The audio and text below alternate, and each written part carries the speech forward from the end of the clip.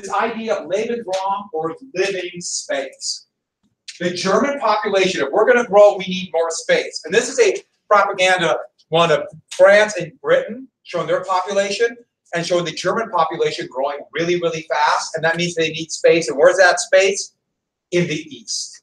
When I mean the East, the areas that the Slavs have and are just wasting our land, aka Poland and Russia.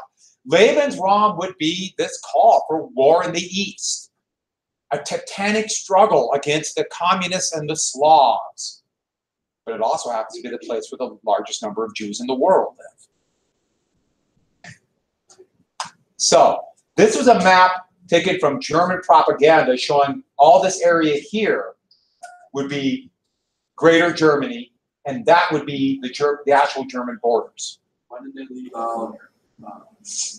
Finland was an ally. The reason why Finland was an ally is the Soviets attacked Finland in 1940, and so it became the enemy of my enemy became my friend. So Finland helped them. So they're outside of it, but Finland very much regretted that decision to join in 41. You can imagine. And so, all this was talk. He did have some support from business leaders, but the party was small in the Great Depression. And these are civilians in Berlin picking through a trash heap. And unemployment in Berlin got to be over 50% for much of Germany, over 30% unemployment. And worse than the United States. Yeah, because of hyperinflation and fear of inflation, they were terrified of spending money. And so the Depression hit them worse. And what happened is, because of the bad economy, the two parties on the extreme all of a sudden grew. Just like the United States, when the communists got bigger and right-wing groups got more popular or more powerful, that's what happened. Every country in the world, Japan, Britain, France, and of course, Germany.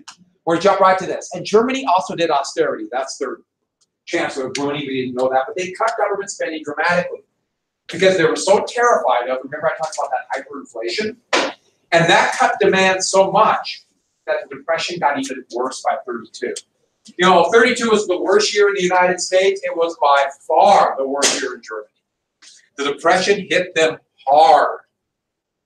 Actually, France did pretty well at this time, and then they were crushed in 34. And that's unemployed. These are guys unemployed waiting at a soup kitchen. And so in 1932, there's basically only two parties growing more and more. The Nazi Party went from being this tiny little party to becoming the biggest, but not majority party.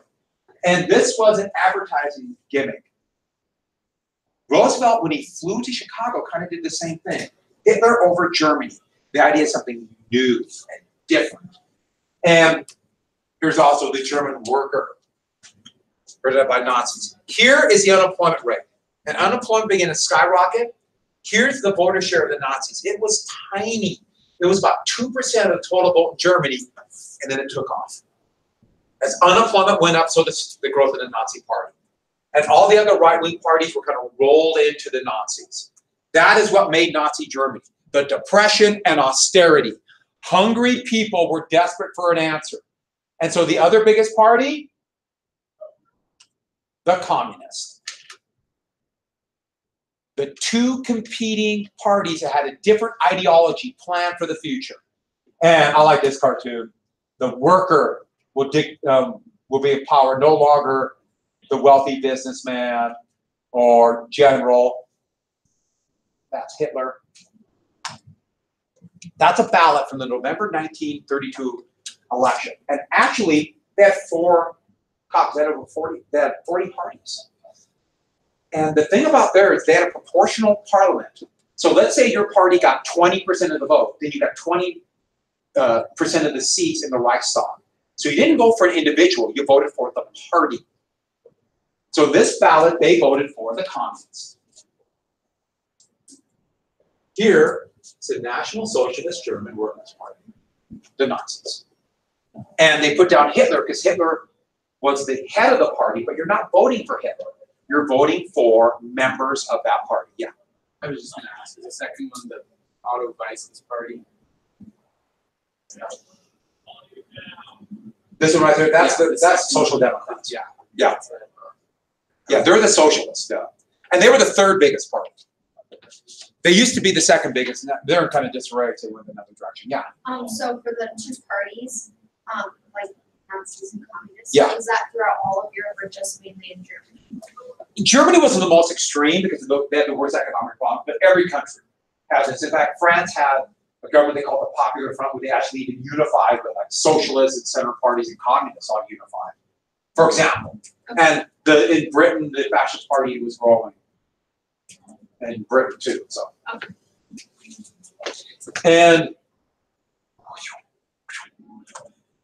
And so with that, in July 32, they had a parliamentary election. And the only reason I put this up, the pie chart is not exactly accurate, but the Nazis, the NSDAP were the Nazis. They were the biggest party, but they didn't have a majority. And this group of center parties here got 50%, they created a coalition government. So they basically just agreed to one leader. But this is why the Nazis took power. This right here, November 32. November 32, they had another parliamentary election. That should give you an idea how in disarray their country was. Government collapse, new election, government collapse, new election, government collapse, new election. In Italy, what was it, 1976, they did that 12 times in 1 year. So that is one of the issues of a parliament. But here's why this is such a big deal. In the next election, the communists gained seats and every other party lost seats. Did you hear that? In November of 32, the communists gained seats. And it looked like, people were just on edge, terrified. There was street fights between brown shirts who were Nazis and communists. And people in the middle, their fear of communism, that middle class, still insecure from hyperinflation and now depression, the fear of revolt, the fear of Stalin, the fear of all of this, those center parties made a deal with the devil. They decided to make sure the communists never get a majority. We have to bring in the biggest party and form a coalition. And that's what happened in January 33. I don't know why I didn't put Chancellor Hitler, I put Hitler Chancellor. But Hitler became the Chancellor, which is the equivalent of the Prime Minister.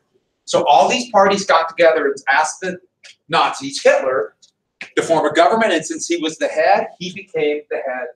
The Prime Minister did all the executive functions of government. They had a head of state called the President, who was elected separately, but they weren't necessarily part of the executive branch. They were more ceremonial, and that was Hindenburg. And Hitler became the chancellor. All perfectly constitutional in the Weimar Republic.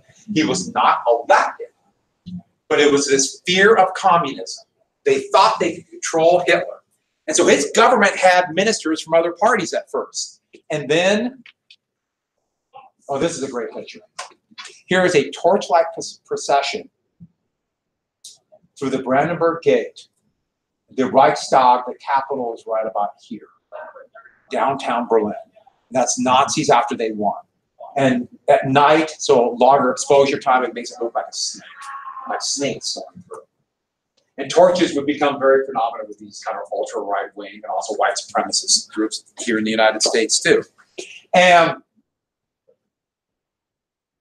what changed everything? What caught fire? Less than 2 months after Hitler took power, the legislature, the Reichstag, caught fire. And here it is with the flames coming out the top. Massive building caught fire. And they found a babbling Dutch, so they could say foreign, communist. Baroness von der Lubbe, there he is right there. A little bit probably mentally ill or something. They found him basically mostly naked. He had rags with oil and cans of gasoline, and they said that he started the fire. And to this day, we don't know. A lot of people believe that Nazis did it as an excuse to gain power, and then found a would-be stooge. They might have something involved, but it's almost certain he did have something involved with it. But the Reichstag caught fire, and there's a little quirk in the Weimar Constitution that allows the chancellor to declare a state of emergency and to take the powers of a dictator until the emergency is done. And Hitler took advantage of that constitutional quirk to declare a state of emergency to say Germany was under attack from who? Communists, which is the enemy. Communists. Communists, not only within Germany, but outside of Germany. A state of emergency. Now, don't forget, this is a constitution. And the idea was that there are people who want to preserve the constitution and the government. So the assumption was when they put that, frankly, stupid part of the constitution in, they assumed that the chancellor would give up power when the state of emergency is over. They thought there was a revolution or something. Well, Hitler had no intent on that. He used the Constitution and the fact that governments are created by people of goodwill to turn that against them. Used that quirk to take full power. What did he do? He immediately banned what political party? And arrested all of the leaders of the communists and all the leaders of labor unions. All of them. And then soon most of the teachers and everything else. The Reichstag would remain a hulk, even though they would be fighting it at the end of the war. He was going to build this glorious new capital, but it never happened. And then the Cold War began, and it was literally just across the wall when they built the Berlin Wall in 1961 from East Berlin. And so it was unoccupied. It's just big, massive hulk. And then after it was reunified in 91, they decided that we're going to make the capital of Berlin. End of the 90s, they were rebuilt. But the facade is still exactly like it was when the war ended in 1945, which I think is a really good touch. It's very symbolic. So, immediately, without the communists, the Reichstag passed the Enabling Act during the Opera House. And they signed the Enabling Act, which basically Hitler would assume the state of, Hitler could decide when the state of emergency ends. You know what, do you get what that means? And when would the state of emergency end? Actually, it did it. May 7th, 1945. When Germany unconditionally surrendered. I guess you could argue for Hitler it's April 30th, 1945. With the Soviets 200 yards from his bunker. Put a bullet in his head. But that would give him the power. All technically constitutional. This is always a problem when you deal with people who you think want to be part of the government and make the government stronger and believe in the Constitution. How do people like that deal with people who don't care and all they want is power? It's really hard because that's how societies break down, even if they have a constitution, like it could happen here in this class. That's why I have to keep rule with an iron fist.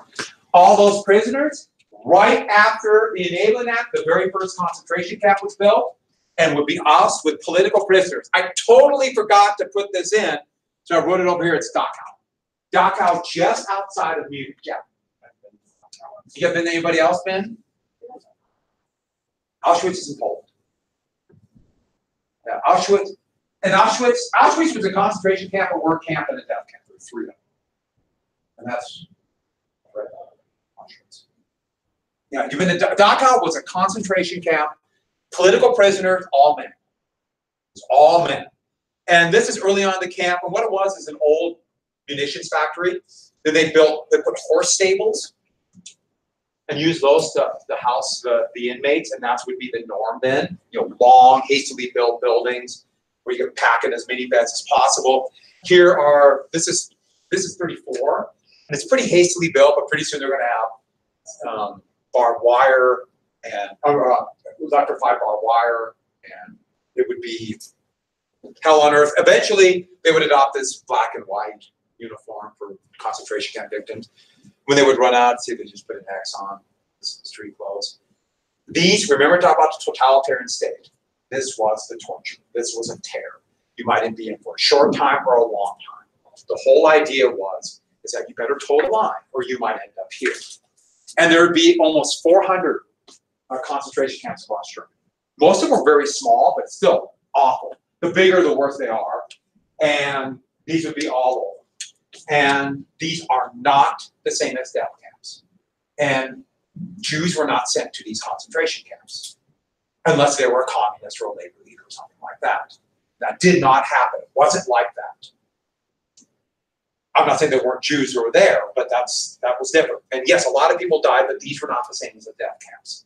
The death camps were done in 1942, and all of them are in Poland. And almost all of the Jews who would be killed in what's called the final solution would be, almost all, virtually all, would be in areas that Germany would conquer after 1939. And then they would round them up. Or usually collaborative governments like France or other places would round them up for the Germans. And so it's a misconception to think that concentration camps were the same. People say it all the time. And you ever see footage of a concentration camp being liberated, so people say that's the Holocaust. It's different. Doesn't make it better by absolutely no means. But the point is it's much more complex than that. And if you go there, I did take a couple pictures. One, I've been there twice, and you don't remember this statue right in front, and that's the factory. And they electrified the fence, and a number of men just without hope committed suicide by just jumping into the fence. And so this symbolizes that these bodies are supposed to be bodies hanging in the electrified fence. And it's one of those, my picture does not do it justice. It's really well, I mean, it's like, wow, it's well done. And that's the sign going in. You remember what that means if you were there? You know? Work. Work will set you free. Yeah, work will set you free. That was meant to be almost a joke, a dark joke to them. And so that's Dachau, but there'll be other camps. And if you get a chance, go. But the whole idea was terror and control. We'll come back to the Jews in just 1 second. But the thing about Hitler, his thugs, so in 1934, they had another election. You see the ballot being a little different now? Do you notice something different? I don't know what it might be. Could be anything.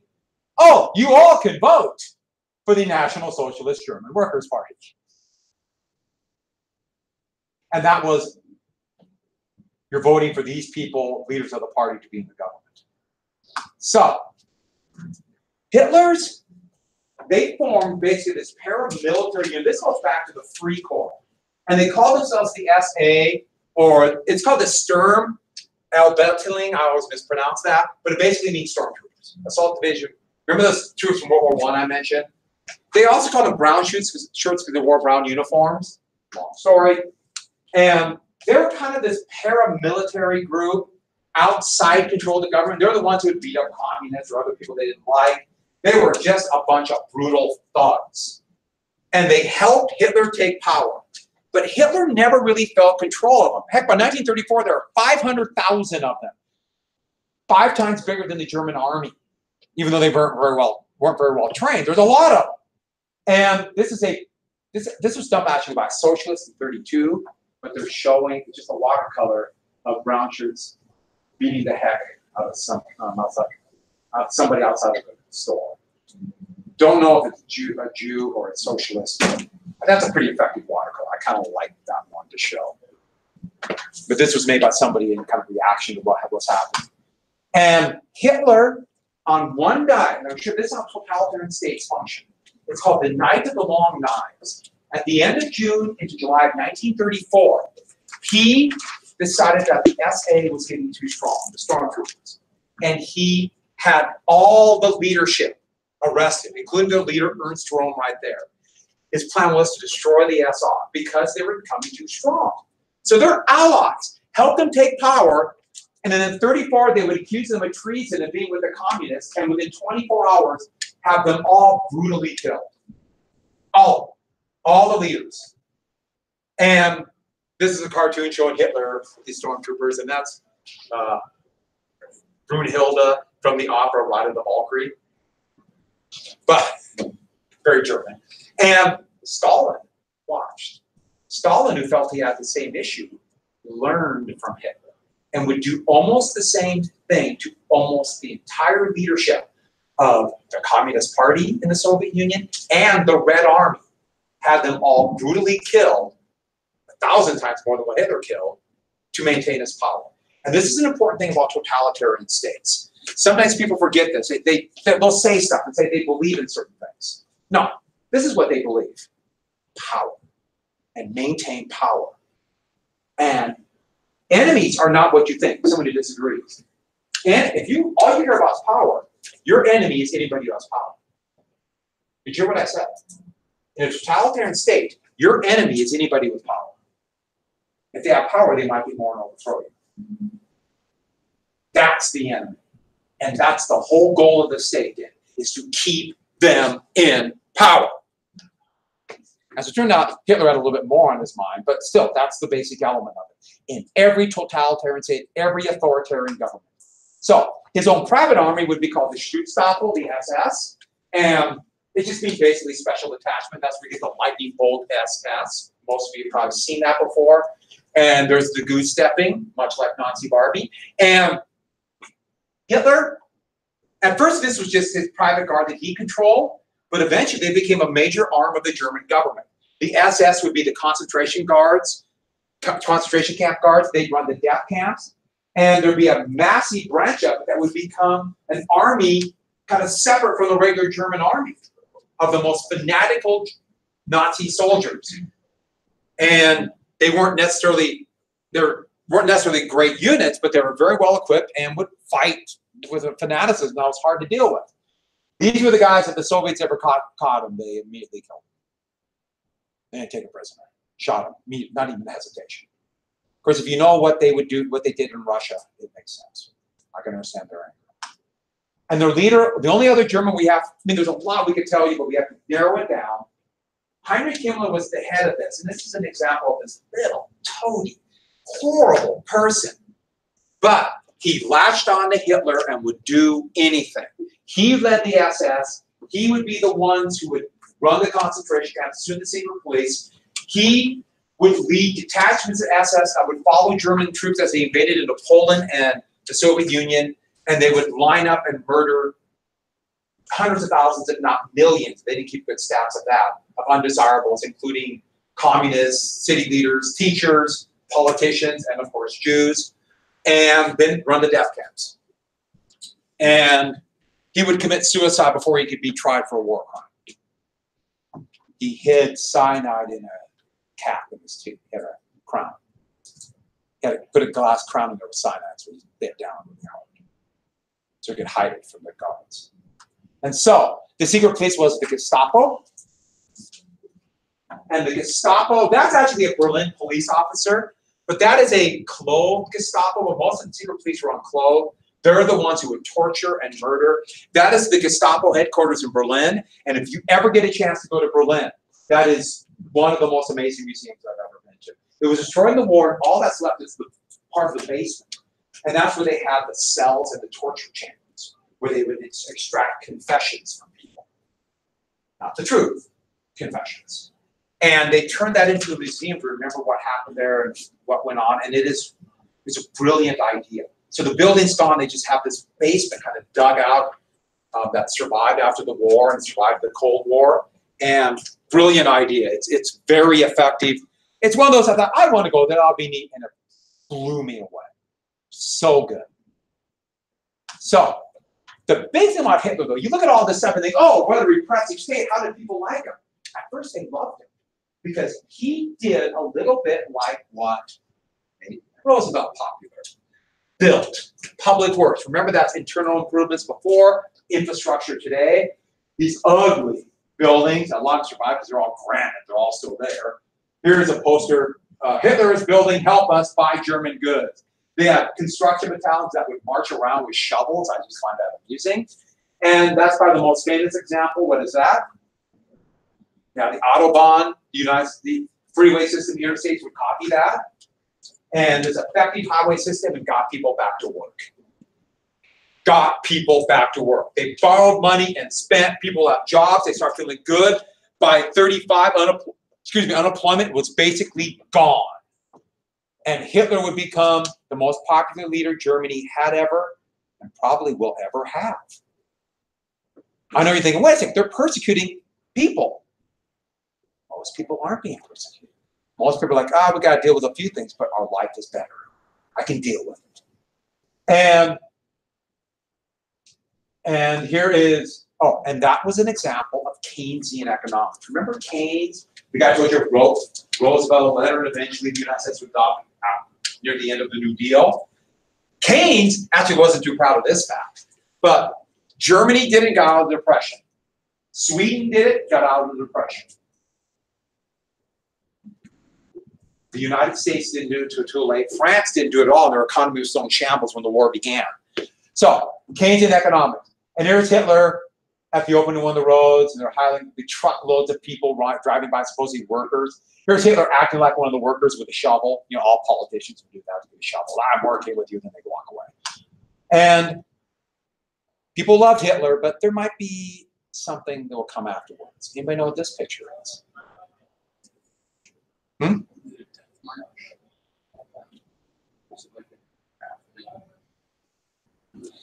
That's the end of April of 1945. That's American forces advancing into Germany, and these way down are German prisoners being marched back. That's the collapse of Germany. The Allied advance in 45. I thought it was a good picture to show the Autobahn, they liked him then, and what's going to happen to him. So that's an American Sherman tank right there. That's actually a pretty cool picture. And they didn't have, there's no guards.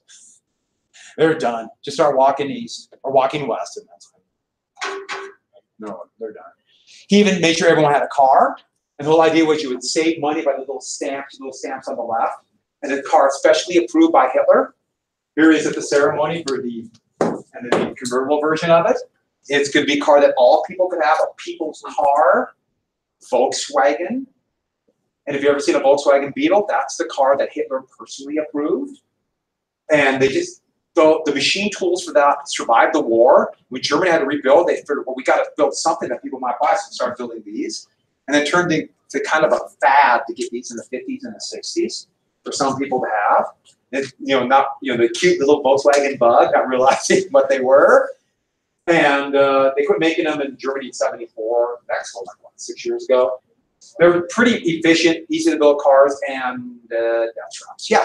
Is that why Bavaria is just so much richer than the rest of Germany, because they started auto production a lot earlier than the rest? Yeah, they got even though all of Germany is very wealthy, but all along the Rhine and there, yeah, that's auto production. You know why they're death traps? The engine's back. That's the trunk. And if you hit somebody in the front, it's like an accordion. It's pretty bad. But they're efficient. The engines were always in front. They'd have a drive shaft. Now we have front-wheel drive.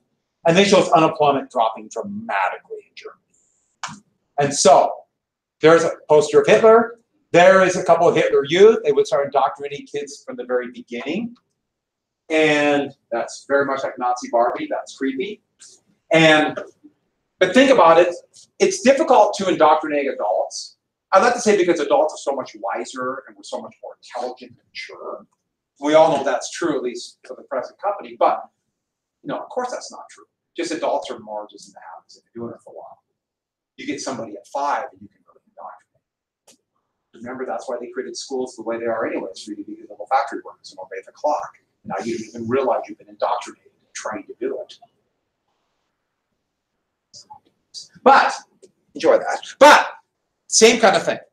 And propaganda against Jews. Here is the Nazis blowing up a tree that has all the great German composers and philosophers, implying that they brought decadent behavior. See the rats? Here's a book burning in Berlin. Burning books of mostly the great philosophers and also science. It's a pretty interesting spot. Go to, they preserve. That's decadent art right there. Anti-Jewish propaganda right here. Der Stürmer was probably the most famous anti-Jewish newspaper. But we jump right to this. The Nuremberg laws, right after the Night of Long Knives, would be the first major law that would take away the rights of Jews. You got that? It would take away the rights of Jews. And this is 1934. And these are brown shirts, the stormtroopers, in front of a Jewish-owned store. And they would yell slogans and beat up anybody who tried to go into the store, to drive the store out of business. And the whole goal was to force Jews to immigrate, to leave Germany. In fact, that was the whole goal of their country, of Hitler's policy, was to make them leave. Then the war began. How do you make somebody leave if you're at war? You can't make them leave. And that's where you get the issue of total war, total war genocide. The horrific logic of that. Now, I'm I think you make the argument that it wasn't very logical in reality, but there was this awful kind of, we must do it because we have this enemy within, we have no place to send them. And about half the Jews would leave. Unfortunately, most countries would not take Jewish refugees fleeing Nazi Germany. Like the United States would not take them. And it's kind of an issue right now. Do we take somebody who's leaving repression and terror in another place? And there's a lot of people who say no. We said no in the 1930s, and most of them we sent back to sent back to Europe, and almost all of them we killed. Tried to get to the United States. A few scientists and very wealthy people came, like Einstein, but it's not a very proud moment. Most of the Jews had to go.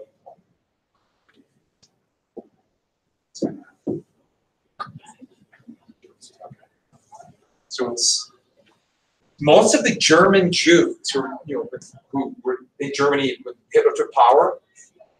Most of them who died are the ones who tried to get out.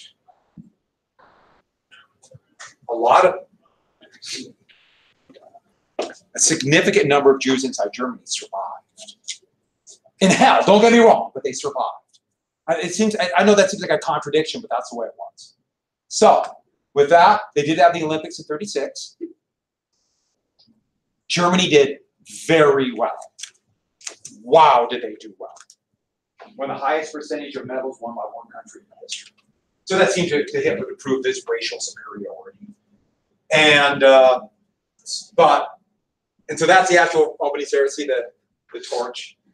The Olympics were about 38 years old, 36 years old.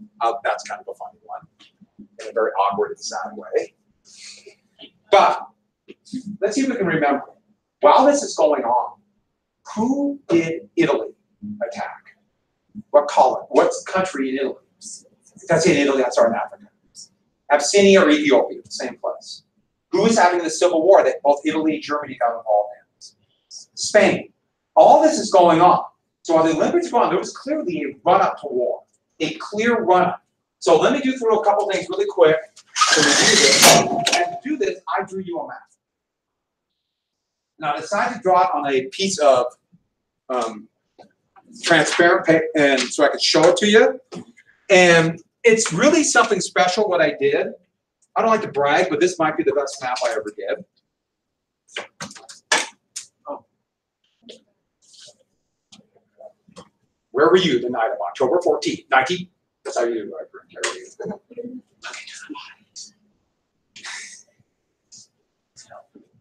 I can't tell you how many times I've looked into that light.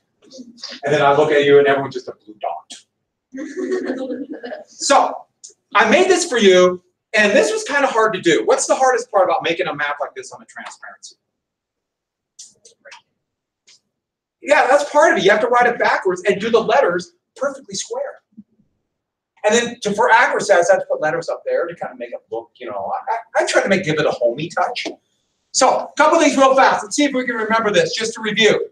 So, this area right here, what was this called? The Rhineland. That is the area between Britain, did I say Britain? Between Britain and Sweden. And India. So, the area between Germany and India. Yeah. Have fun. Between Germany and France. The Treaty of Versailles said Germany cannot put troops here. So even though it's part of Germany, they could not put troops in the Rhineland. And this moment we have to get very quickly. What happened was this. In 1936, right before the Olympics actually, Hitler, who was pushing into Treaty of Versailles, they didn't really rearm, but he did increase the size of the army a little bit, just kind of seeing what he could get away with. He ordered his generals to march troops across the Rhine River up to the French border. Now, this is part of Germany, but they're violating the treaty. They were given orders. If France does anything, run away. Because France had an army of 2 million men. It was a fantastic army.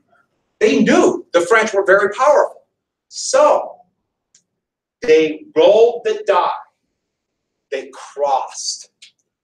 France, who had political issues, kind of panicked. And they thought, we got to stop them. But if we stop them, we need our ally to help us. And they went to who? Britain. And Britain wanted nothing to do with this. Britain's like, we just fought the Battle of the Somme and all that World War I.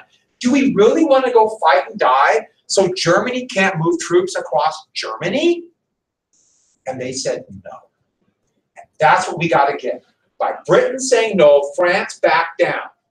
And this became a classic example of appeasement, which is giving in to aggression. Appeasement. This might have been the moment that they could have stopped it. But instead they appeased them, thinking, okay, we let him take the Rhineland, he'll give up. But by taking the Rhineland, and he was scared they might not love, took him, what did that encourage Hitler to do? Do more. Right after that happened, he announced they are building up the military, flagrantly violating the treaty. They started the draft, conscription. They started saying that we have tanks that violate the treaty and an air force. They started to violate the treaty because they figure we can get away with it. If France would have crossed the border and not waited on Britain, or Britain would have said, okay, the army would have ran back, Hitler would have been humiliated, and politically, I don't know if he could have survived. The German generals, head of the German army, they were contemplating coup, overthrowing Hitler. They thought he was going too fast for a war they weren't ready for. They were thinking about it all through the late 1930s. And they might have done it there. I'm not saying there wouldn't have been war. Who knows what would happen? But we'd have an entirely different course of history. This might have been the moment. But once that happened, and he took the Rhineland, so everyone got that. That's why it's such a key moment. And so, what happened next? 2 years later, Hitler unified with Austria. Prohibited by the Treaty of Versailles, what did the Allies do? Nothing. And then, later that same year, 1938, what's this area along the border of Czechoslovakia? The Sudetenland. And then the bell rang. And you can, there's just a little bit left to finish. I know that covered in Gathering Storms, you already have a background, but I really want to emphasize that appeasement. And now we have to watch the Tora. You ever seen it? It's a pretty good movie. But, Oh.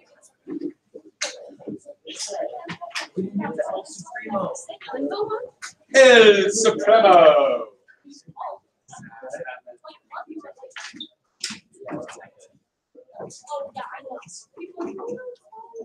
Yeah.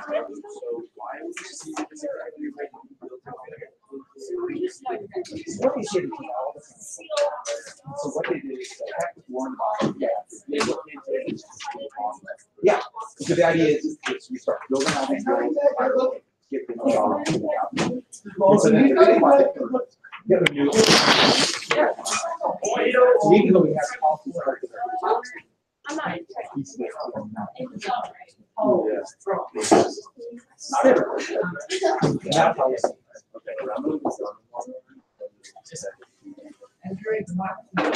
Oh, okay. And I'm not getting a lot of money.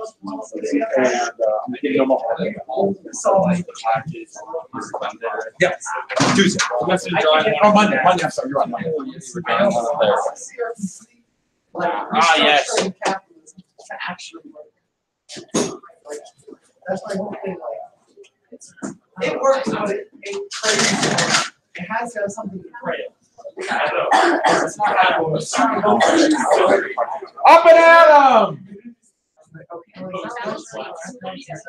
Did I turn the projector on? Yeah. Oh, we're filming this.